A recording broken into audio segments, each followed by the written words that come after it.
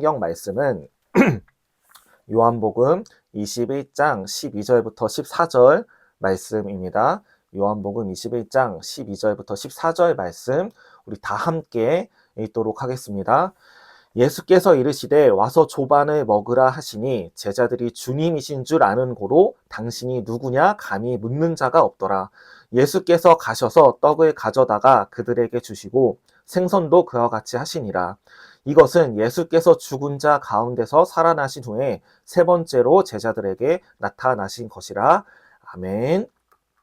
자, 오늘의 설교 제목입니다.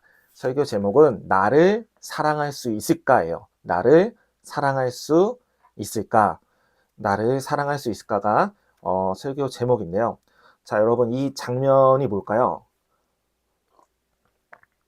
이 장면은 제가 유튜브 보다가 잠깐 캡처를 한 그런 장면인데요. 이 유튜브의 내용은 소개팅을 하는 그런 거를 극으로 만든 내용이었어요. 그런데 이 소개팅을 하던 중에 카페 직원이 실수를 해가지고 여자 옷에 음료를 쏟습니다. 그래서 직원이 어쩔 줄 몰라 하면서 죄송합니다. 제가 닦아드릴게요. 뭐 이렇게 죄송합니다. 어쩔 줄 몰라 하면서 죄송해 하는데 이 여자가요. 괜찮아요. 진짜 괜찮아요. 하면서 그냥 제가 닦으면 돼요. 하면서 굉장히 친절하게 그 직원에게 대해주는 거예요.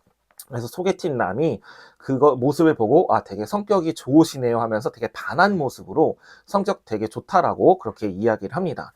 그런데 그때 이 여자 주인공이 가끔씩 이런 생각이 든다라면서 이런 대사를 하게 되는데요. 제가 읽어드릴게요. 타인의 실수에는 되게 너그러운데 왜 내 실수에는 그렇게 악착같이 굴지? 라는 내 실수에도 너그러워지고 싶은데 그게 잘 안 되더라고요. 다른 사람의 실수에는 되게 너그럽게 괜찮아요 하면서 친절하게 대해주는데 내가 똑같은 실수를 했을 때는 되게 악착같이 군다라는 거예요. 내가 실수했을 때는 굉장히 엄격하게 굴고 작은 실수에도 내 자신을 굉장히 괴롭히게 된다라는 것입니다. 제가 이 유튜브 내용을 소개해드린 이유가 뭐냐면 저도 이런 성격이기 때문에 그래요. 또한 저뿐만이 아니라 되게 많은 사람들이 이런 성격을 가진 사람들이 많이 있을 거라고 생각이 듭니다. 그런데 저를 포함해서 이런 성격인 사람들의 속마음은 뭐냐면 타인에게 좋은 사람으로 기억되고 싶은 마음이 있는 겁니다. 다른 사람들에게 좋은 사람, 그러니까 친절한 사람, 성격 좋은 사람, 일할 때는 일을 잘하는 사람으로 기억이 되고 싶은 거예요. 그러니까 나쁜 사람이 아니라 좋은 사람으로 남겨지고 싶어서 나 스스로를 굉장히 엄격하게 괴롭히면서 작은 실수에도 괴롭히면서 그렇게 나의 스스로를 엄격하게 대하는 겁니다. 이런 마음의 밑바탕에는 어떤 것이 있냐면요. 나를 사랑하지 못하는 마음이 있습니다. 나를 제대로 사랑하지 못하는 마음이 그 밑바탕에 있어요. 그러니까 나를 사랑하는 법을 제대로 모르는 상황인 거예요. 그래서 자존감이 낮은 상황이라고도 말을 할 수가 있는데요. 그래서 오늘은 어떻게 하면 나를 사랑할 수 있을지, 어떻게 하면은 나를 정말로 건강하게 사랑할 수 있을지를 성경적 관점에서 한번 살펴보려고 합니다. 자, 나를 사랑하는 법, 나의 자존감을 올리는 법, 이런 마인드 컨트롤하는 멘트를요, 세상의 것과 성경에서 말하는 것을 한번 비교해서 알려드리겠습니다. 자, 이 세상의 방법이 나쁘다는 게 아니라요, 성경과 다른 거기 때문에 성경과 다른 거기 때문에 제가 소개를 한번 해드릴게요. 세상에서는 이렇게 손가락이 올라가 있죠.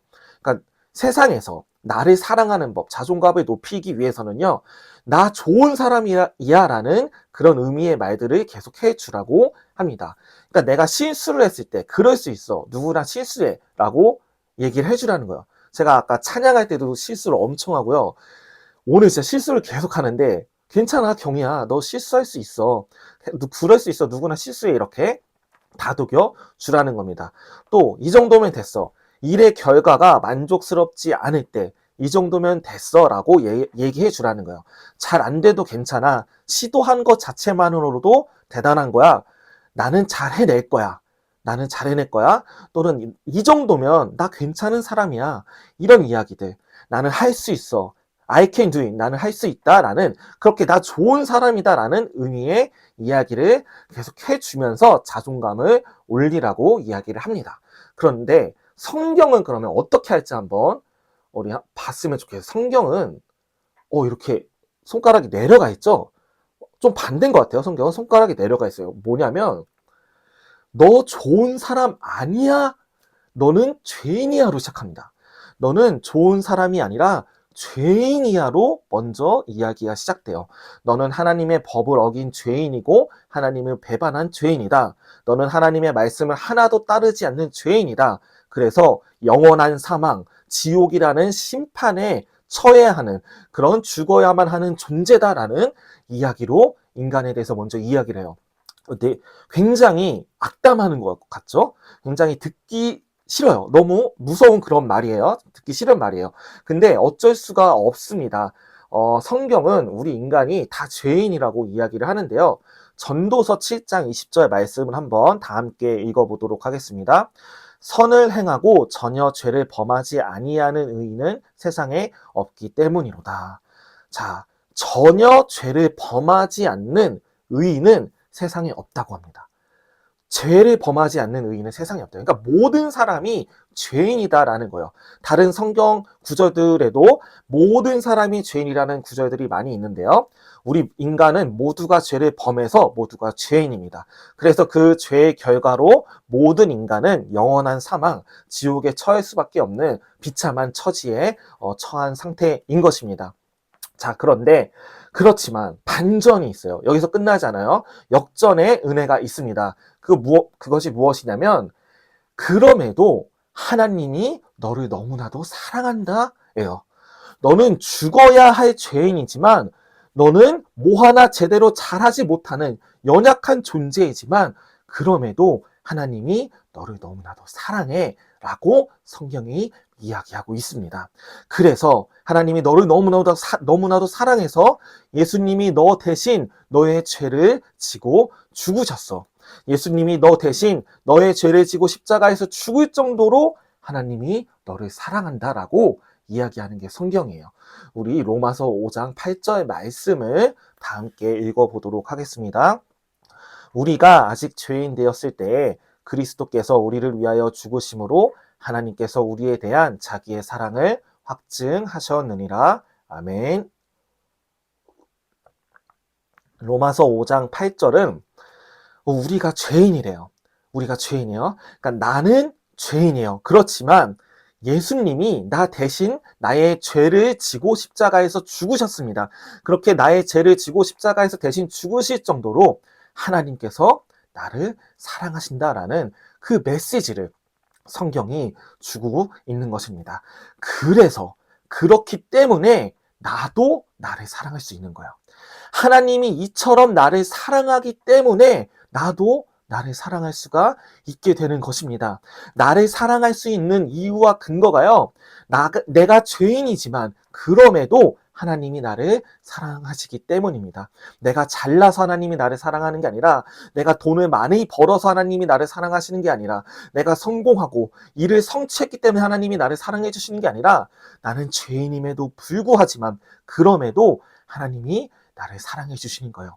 그 하나님의 사랑이 내가 나를 사랑할 수 있는 이유와 근거가 되는 것입니다. 자, 이렇게 죄인이지만 하나님의 사랑의 근거에서 나 자신을 사랑하게 되는 그런 건강한 자존감을 갖게 된 인물 중에 한 명을 오늘 살펴보려고 합니다. 그 인물은 바로 베드로예요. 베드로는요, 우선 베드로의 성격에 대해서 말씀드릴게요. 베드로는 굉장히 자신감이 높았고요, 호기로운 사람이었습니다. 되게 앞에 나서기를 좋아하고, 되게 모험심이 강한 그런 성격의 사람이었어요. 그 모습을 볼 수 있는 사건 몇 가지를 말씀드릴게요. 첫 번째로, 예수님이 베드로와 그 동생을 부르셨을 때 베드로는요, 모든 걸 버리고 예수님을 따릅니다. 마태복음 4장 19절부터 20절 말씀입니다. 우리 다 함께 읽어볼게요. 말씀하시되 나를 따라오라. 내가 너희를 사람을 낚는 어부가 되게 하리라 하시니 그들이 곧 그물을 버려두고 예수를 따르니라. 아멘. 자, 베드로의 직업은 어부였습니다. 그러니까 물고기를 잡는 어부였어요. 그래서 갈릴리 호수라는 곳에서 물고기를 잡으면서 생업을 이어가던 어부가 베드로였던 거예요. 그런데 예수님이요, 이 베드로와 베드로의 동생 안드레에게 나를 따라오라. 내가 너희를 사람을 낚는 어부가 되게 하리라. 라고 말씀하십니다. 이 사람을 낚는 어부가 무슨 의미냐면요. 이제 너희는 물고기를 낚지 말아라. 사람을 낚아라. 라는 건데, 사람을 낚는 게 뭐냐면 사람들에게 복음을 전하라는 거예요. 사람들에게 복음을 전해서 그 사람이 구원받는 일에 내가 너를 사용하겠다. 사람들에게 그리스도의 복음을 전해서 그 한 영혼 한 영혼을 구원하는 일에 내가 너를 쓰겠다라는 그 의미가 담긴 게 사람을 낚는 어부인 것입니다. 그래서 이 이야기를 들은 베드로는요, 바로 그물을 버려두고 예수님을 따라갑니다. 어부에게 있어서 그물은 전 재산이나 마찬가지예요. 왜냐하면 그물로 물고기를 잡아서 그 물고기를 팔아서 먹고 살았기 때문에 어부에게 그물은 자신의 생업이었고 모든 것을 먹고 살아갈 수 있게 하는 그런 존재였던 거예요. 근데 그것을 자신의 생업을 포기하고 예수님을 따릅니다. 베드로는 그렇게 모든 걸 포기하고 예수님을 따를 정도로 호기롭고 굉장히 당찬 자신감을 가진 인물이었습니다. 호탕하고 모험심이 가득했던 인물이었던 거예요. 자, 그러면 이런 모습을 볼 수 있는 베드로의 다른 사건을 한번 또 볼게요. 이번에는 뭐냐면 베드로가 물 위를 걷게 되는 그런 사건입니다. 이게 어떻게 된 일이냐면요. 예수님이 12명의 제자만 먼저 배를 태워서 보냅니다. 그러고 예수님은 따로 가셔서 기도를 하고 계세요. 한참 기도를 하세요. 근데 12제자만 먼저 배를 타고 가는데 파도가 되게 거칠어요. 파도가 엄청 거칠어서 제자들이 되게 힘들어하고 있었습니다. 그런데 저 멀리서 새벽녘이에요. 새벽녘에 저 멀리서 예수님이 물 위를 걸어오시는 거예요. 근데 제자들이 그것을 보고 유령이다! 귀신이다! 이렇게 놀래서 저 유령이다라고 깜짝 놀라서 이야기합니다. 그때 예수님이 안심하라, 나니 두려워하지 말라라고 이야기합니다. 이때 다른 제자들은 다 조용했어요. 이런 생각을 했었을 거예요, 아마. 뭐라고? 예수님이라고? 근데 어떻게 물 위를 걷지? 사람이 어떻게 물 위를 걷지? 이런 생각을 했을 수 있습니다. 근데 예수님이니까 가능했던 거예요. 예수님은 완전한 하나님이자 동시에 완전한 사람이기 때문에 예수님께서는 이런 기적을 행하실 수가 있었던 것입니다. 근데 이때까지 제자들은 잘 몰랐기 때문에 예수님이 어떻게 물 위를 걷고 있지? 이렇게 깜짝 놀라서 아무 말도 못하고 있었어요. 이렇게 다른 제자들은 거친 파도 때문에 꿈쩍도 못하고 놀래서 아무 말도 못하고 있을 때 그때 베드로가 이런 이야기를 해요. 마태복음 14장 28절입니다. 다 함께 읽어볼게요. 베드로가 대답하여 이르되 주여 만일 주님이시거든 나를 명하사 물 위로 오라 하소서 하니. 자, 나를 명하사 물 위로 오라 하소서. 이게 무슨 얘기냐면 예수님 나도 물 위를 걷게 해주세요. 해요. 지금 파도가 엄청 거칠데 예수님처럼 나도 물 위를 걷게 해달라는 그런 이야기를 하고 있습니다. 굉장히 나서기를 좋아하고요. 자신감이 넘치고 모험심이 강한 그런 모습을 보이는 거예요. 결국에 베드로는 나가서 물 위를 걷습니다. 정말 예수님이 기적을 일으켜주셔서 물 위를 걷는데 근데 금방 의심을 해요. 믿지 못하고 의심을 해서 다시 빠지게 되는 그런 일이 있게 됩니다. 자, 그러면 베드로의 그 자신만만한 호탕한 성격을 알 수 있는 또 사건 하나 마지막으로 볼게요. 이때는 뭐냐면 예수님이 로마 군인들에게 잡히시기 전날 밤입니다. 로마 군인들에게 잡혀서 다음날 십자가에 못 박히시기 전날 밤에 예수님께서 하나의 예언을 합니다. 그 예언은 뭐냐면 오늘 밤 너희가 다 나를 버리리라 라는 예언이에요. 12명의 제자들 너희가 오늘 밤 다 나를 부인하고 버릴 것이다 라는 예언을 하십니다. 그때 베드로가 또 나서서 이런 이야기를 합니다. 다 함께 마태복음 26장 33절 말씀 읽어보겠습니다. 베드로가 대답하여 이르되 모두 주를 버릴지라도 나는 결코 버리지 않겠나이다. 베드로는요, 여기 있는 다른 제자들이 다 예수님을 버려도 나는 예수님 안 버릴 거예요 라고 이야기하는 거예요. 내가 예수님하고 함께 죽을지언정 나는 절대로 예수님을 모른다고 부인하지 않겠습니다라고 자신만만하게 이야기를 하고 있습니다. 그런데 이렇게 자신만만하게 이야기하는 베드로에게 예수님은요, 한 가지의 예언을 더 하세요. 그 예언은 뭐냐면, 베드로야, 너가 새벽이 밝으면서 닭이 울기 전에 나를 3번 부인할 것이다. 닭이 울기 전에 나를, 예수를 모른다고 너가 3번 나를 부인할 것이다 라는 예언을 하십니다. 과연 어떻게 됐을까요? 과연 예수님의 예언대로 되었을까요? 우리 다음 그림을 볼게요. 이 그림이 뭐냐면, 우선 예수님은 로마 군인들에게 잡히게 됩니다. 예수님은 로마 군인들에게 잡히게 되고, 베드로는요, 이렇게 심하게 울고 있어요. 왜 저렇게 우냐?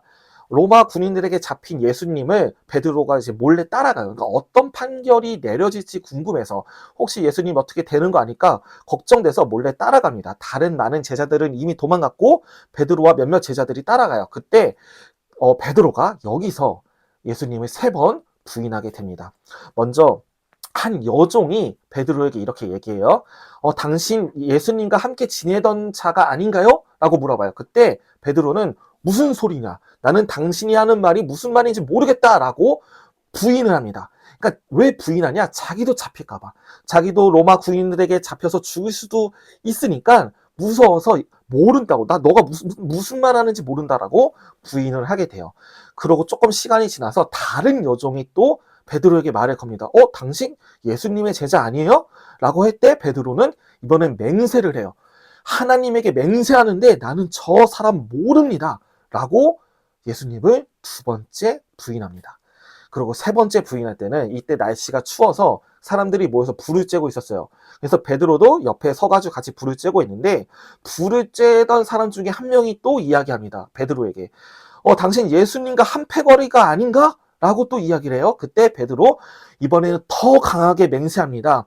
내가 하는 말이 거짓말이면 내가 하나님에게 벌을 받을 것입니다. 내가 하나님께 맹세하는데 결단코 나는 저 사람이 누군지 모릅니다. 라고 하면서 예수님을 3번째 부인하게 됩니다. 이렇게 예수님을 3번째 부인했을 때, 그때 예수님의 예언대로 닭이 울기 시작합니다. 새벽녘이 밝아오면서 닭이 울기 시작해요. 그때 이 닭 울음소리를 들은 베드로는요, 자기가 예수님을 부인했다라는 것을 깨달아 알게 됩니다. 그래서 죄책감에 휩싸여서 한없이 울게 되는데요. 마태복음 26장 75절 말씀 우리 다 함께 읽어보겠습니다. 이에 베드로가 예수의 말씀에 닭 울기 전에 내가 3번 나를 부인하리라 하심이 생각나서 밖에 나가서 심히 통곡하니라. 아멘. 베드로는 마음이 무너졌습니다. 베드로는요, 몇 시간 전까지만 하더라도 예수님을 절대로 버리지 않겠다라고 호언장담을 했어요. 내가 예수님과 함께 죽을지언정 절대 예수님을 부인하지 않겠다라고 자신만만하게 말했던 사람입니다. 근데 몇 시간 만에 이렇게 예수님을 부인하니까 죄책감이 밀려옵니다. 실패감이 밀려오게 됩니다. 죄에 실패했다라는 것 때문에 좌절하게 돼서 이렇게 심하게 통곡을 하고 있게 되는 것입니다. 그러면서 베드로는 이렇게 생각했을 것입니다. 예수님은 나를 절대로 용서하지 않을 것이다. 예수님은 내가 예수님을 배반했기 때문에 나를 절대로 용서하지 않을 것이다 라고 생각하게 되었을 거예요. 자, 그러면 정말로 그렇게 되었을지, 어떻게 됐을지 이 이후의 사건에 대해서 말씀을 드릴게요. 이 이후의 사건은 베드로는 예수님을 부인해서 잡히지 않았죠. 그래서 목숨을 건지게 됩니다. 근데 예수님은요, 십자가에서 죽으시게 돼요. 십자가에서 우리의 죄를 다 짊어지고 우리 대신 죽으시게 됩니다. 그러고 예수님은 3일 만에 부활하십니다. 3일 만에 사망을 이기시고 다시 살아나게 되세요. 그런데 정말 베드로가 심히 통곡하며 좌절하면서 생각했던 것처럼 예수님이 베드로를 절대 용서하지 않으셨을까요? 우리 다음 화면 한번 보도록 하겠습니다. 예수님이 부활하신 후에 예수님이 직접 차려주신 조반을 그림으로 그린 것입니다. 이 그림은 예수님이 부활하신 후에 제자들을 만났을 때 예수님이 직접 차려주신 아침 식사예요. 아침 식사가 한자어로 조반이거든요. 이런 아침 식사를 예수님께서 직접 차려주셨습니다. 예수님은요, 제자들에게 자기를 배반했다고 나무라지 않고요, 오히려 조반을 차려주셨어요. 우리 오늘의 본문 말씀인데요. 요한복음 21장 12절부터 13절 다 함께 읽어보겠습니다. 예수께서 이르시되 와서 조반을 먹으라 하시니 제자들이 주님이신 줄 아는 고로 당신이 누구냐 감히 묻는 자가 없더라. 예수께서 가셔서 떡을 가져다가 그들에게 주시고 생선도 그와 같이 하시니라. 아멘. 자, 예수님은 제자들에게 왜 자기를 버렸냐고 말하지 않으셨습니다. 예수님은 베드로에게 왜 나를 배신했느냐고 물어 따지지 않으셨습니다. 오히려 직접 구운 떡과 생선을 아침 식사로 제자들에게 차려 주셨어요. 이 조반, 이 아침 식사, 조반에 담겨 있는 의미는 무엇이냐면 이것입니다. 나는 너희를 원망하지 않는다. 나는 너희를 용서한다라는 의미가 이 조반에 담겨 있는 것입니다. 베드로야, 나는 너를 벌하지 않겠다. 너가 나에게 죄를 지었어도 그럼에도 나는 너를 용서하고 나는 너를 사랑한다. 라는 의미가 이 조반에 담겨 있는 것이에요. 이 예수님의 용서와 사랑을 받은 베드로는 마음이 회복하게 됩니다. 예수님의 사랑을 받게 된 베드로는요, 다시 자신감을 얻게 되고 자존감을 회복하게 돼요. 그런데 이 자신감과 자존감은요, 이전의 것과는 다른 자신감과 자존감입니다. 하나님의 사랑을 모를 때 가졌던 호기롭고 교만함이 가득했던 그런 마음이 아니었어요. 이 마음은 하나님의 사랑이 밑바탕이 되어서 회복된 마음으로 갖게 된 겸손한 자신감, 겸손한 자존감이었던 것입니다. 내가 아무리 죄인이더라도 그럼에도 하나님이 나를 사랑하신다라는 이 하나님의 사랑이 근거가 돼서 마음이 회복이 되었고 이를 통해서 나 자신을 사랑하게 되어 갖게 된 자존감, 건강한 자존감이었던 겁니다. 하나님의 사랑이 근거가 돼서 자기 자신을 사랑하게 되었던 것입니다. 우리 로마서 5장 8절 말씀 다시 한번 읽어보도록 하겠습니다. 다 함께 읽겠습니다. 우리가 아직 죄인 되었을 때에 그리스도께서 우리를 위하여 죽으심으로 하나님께서 우리에 대한 자기의 사랑을 확증하셨느니라. 아멘. 우리는 죄인입니다. 성경은 우리가 죄인이라고 얘기해요. 그런데 예수님이 우리 대신 죽으셨다. 그만큼 하나님이 우리를 사랑한다. 그 사랑을 확증하셨다라고 성경이 이야기하고 있습니다. 여러분, 이 하나님의 사랑을 받아들이시길 바랍니다. 이 하나님의 사랑을 믿으시길 바랍니다. 성경이 말씀하고 있는 이 하나님의 사랑을 그대로 받아들이시고 믿으시기를 바라요. 그래야 나 자신, 자기 자신을 진정으로 사랑할 수 있게 되는 것입니다. 오늘 이 하나님의 사랑, 성경이 말하고 있는 하나님의 사랑, 베드로의 이야기를 통해서 말하고 있는 하나님의 사랑을 한 줄로 요약한다면 이런 메시지입니다. 너가 실패자라도 나는 너를 사랑해. 너가 실패자라도 나는 너를 사랑해. 너가 죄에 실패한 실패자라도 나는 너를 사랑한다. 너가 공부에 실패한 실패자라도 나는 너를 사랑한다. 너가 돈 버는 것에 실패한 실패자라도 나는 너를 사랑한다. 너가 인간관계에 실패했을지라도, 너가 목표로 한 것을 이루지 못하는 연약한 자라고 할지라도, 너가 사람들에게 손가락질 받고 무시받는 그 어떤 존재라고 하더라도 그럼에도 나는 너를 사랑해 라고 말하고 있는 것이 성경이 말하고 있는 메시지인 것입니다. 여러분, 이 하나님의 사랑을 받아들일 때, 우리가 나 자신을 진정으로 사랑할 수가 있게 되는 줄로 믿습니다.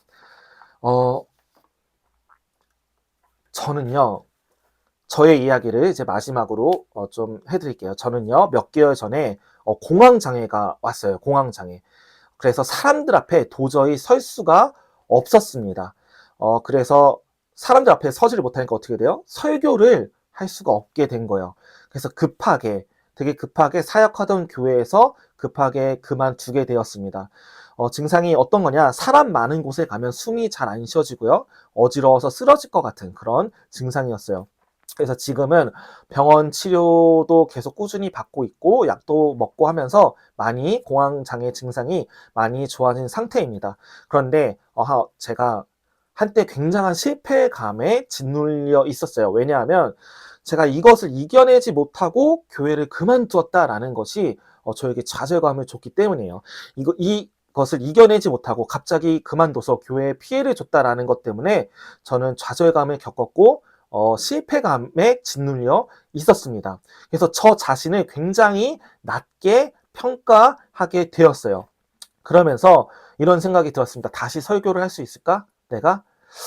이렇게 연약한 내가 목사로서의 자격이 있을까? 이런 생각이 들더라고요. 또 내가 다시 사역한다면 성도들이 나를 인정해 줄까? 목사로서? 공황장애를 앓았던 사람이라고 무시하면서 손가락질을 하지는 않을까? 그런 걱정들이 저를 휩싸이기 시작했습니다. 그래서 제 자존감은 많이 떨어졌었고요. 저 자신조차도 저를 사랑하지 못하는 그런 시기를 한동안 지내게 됐습니다. 이런 무거운 마음을 갖고 한동안 지냈는데요. 그러다가 어느 날 집 근처 교회에서 예배를 드리는데 기도 시간에 하나님께서 저의 마음에 이런 감동을 주셨습니다. 기도하는데 하나님께서 이런 마음에 감동을 주셨어요. 어떤 내용이냐면, 경희야, 너가 사역에 실패했더라도 나는 너를 사랑한다. 경희야, 너가 사역에 실패했더라도, 이겨내지 못하고 연약한 모습을 보였더라고 하더라도, 그럼에도 나는 너를 사랑한다. 라는 그런 마음을 주셨어요. 그래서 이 하나님의 사랑의 메시지, 하나님의 사랑의 마음을 받으니까요, 제 마음이 점점 회복이 되게 되었습니다. 그래서 지금 유튜브로 설교 영상을 올릴 수 있는 그런 상황까지 회복이 되었는데요. 제가 이 말씀을 드리는 이유는 뭐냐면요. 여러분이 어떤 어려움을 겪고 있더라도, 그래서 여러분이 여러분 자신조차 사랑할 수 없는 그런 상황에 처해 있더라도요. 그럼에도 하나님이 여러분을 사랑하신다라는 것을 기억할 수 있기를 바라는 마음에 이런 말씀을 드립니다. 여러분, 우리는 죄인이고 실패자이지만 그럼에도 하나님이 우리를 사랑하신다라는 이 성경의 메시지를 계속해서 묵상할 수 있기를 바랍니다.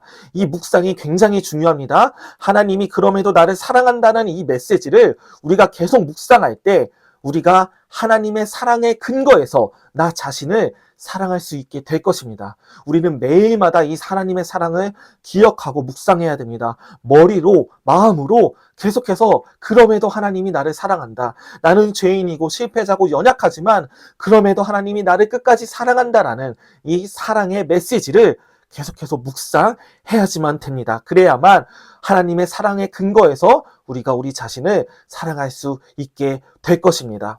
그래서 이 사랑에 힘입어서 하나님이 원하시는 선한 삶을 살아가게 되고 또한 하나님의 말씀대로 살아가게 되는 그런 우리 모두가 될 수 있기를 바랍니다. 베드로도요, 하나님의 사랑으로 회복이 된 후에 땅끝까지 가서 복음을 전했습니다. 세계 곳곳을 돌아다니며 복음을 전했어요. 우리 또한 하나님의 사랑으로 회복이 돼서 하나님이 주시는 사명을 감당할 수 있는 우리 모두가 되기를, 그런 순수한 교회 성도들 모두가 될 수 있기를 주님의 이름으로 축원드립니다. 자, 그러면 우리 다 함께 기도하도록 하겠습니다. 기도를 할 건데요. 두 가지를 기도하겠습니다. 첫 번째, 하나님의 사랑의 근거에서 나 자신을 사랑할 수 있게 해달라고. 하나님의 사랑의 근거에서 나 자신을 사랑할 수 있게 해달라고 기도하겠습니다. 우리는 우리 자신을 사랑하지 못합니다. 또한 우리는 내가 죄인이라는 생각, 내가 연약하고 내가 실패자라는 생각 때문에 나 자신을 사랑하지 못하는 경우가 있을 수 있습니다. 그렇지만 그럼에도 내가 죄인이지만 내가 연약함에도 그럼에도 나를 사랑하시는 하나님의 사랑의 근거에서 나 또한 나를 사랑할 수 있게 해달라고 우리 다 함께 기도하도록 하겠습니다.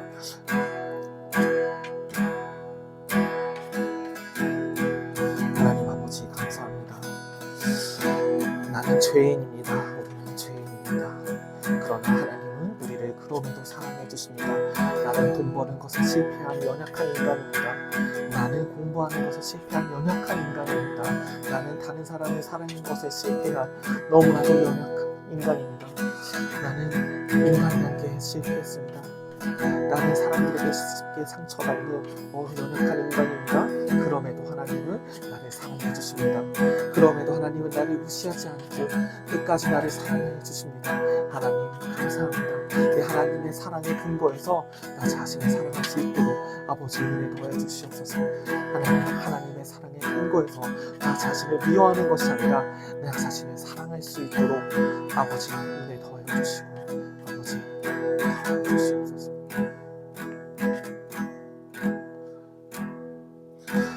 우리 두 번째로 기도할 때요, 마음이 아픈 이웃을 위해서 기도하도록 하겠습니다. 우리의 주변에는요, 생각보다 많은 사람들이 공황장애를 앓고 있고 또한 우울증을 앓고 있고 조울증을 앓고 있는 사람들이 많습니다. 또한 이러저러한 이유 때문에 마음이 아픈 지체들, 마음이 아픈 친구들, 마음이 아픈 가족들이 많이 있습니다. 오늘 이 시간 두 번째 기도할 때요, 이 마음이 아픈 사람들에게 하나님의 은혜와 위로가 가득하게 해달라고, 또한 그들에게도 하나님이 사랑하신다는 메시지를 보내주셔서 그들의 마음이 회복될 수 있게 해달라고 다 함께 기도하도록 하겠습니다. 기도하겠습니다. 하나님 아버지, 마음이 아픈 이웃들을 위하여 기도합니다. 아버지, 우리 주위에는 공황장애 때문에 힘들어하는 사람들이 있고 아버지, 우울증 때문에 힘들어하는 지체들도 있습니다. 아버지, 우리 주위에는 아버지 조울증 때문에 힘들어하는 지체들도 있습니다. 하나님, 우리가 그들을 위해서 기도합니다. 아버지, 그들에게 하나님의 위로가 가득하게 해주시옵소서. 하나님의 은혜가, 하나님의 평안이 그들의 마음속을 지배하게 해주시옵소서. 그들에게 하나님이 주시는 영원한 평안, 영생을 얻었다는 기쁨이 아버지 그들의 마음을 지배해서 하나님으로 인해서 기뻐할 수 있도록 하여 주시옵시고, 하나님이 사랑한다는 메시지를 보내주셔서 아버지 그들이 하나님의 사랑에 희열을 느끼고 다시 마음이 회복되고 나 자신을 사랑하는 자들이 될 수 있도록 아버지 도와여 주시옵소서.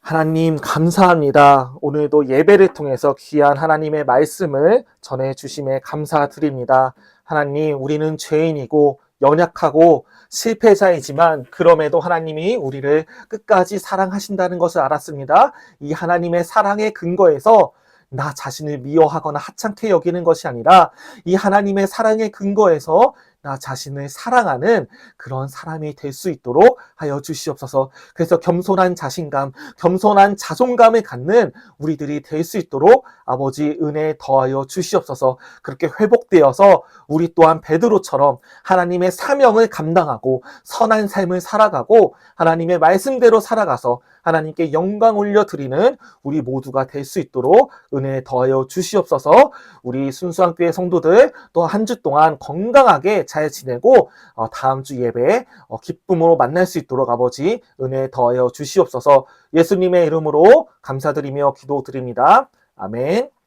제가 축도로 예배를 마치겠습니다.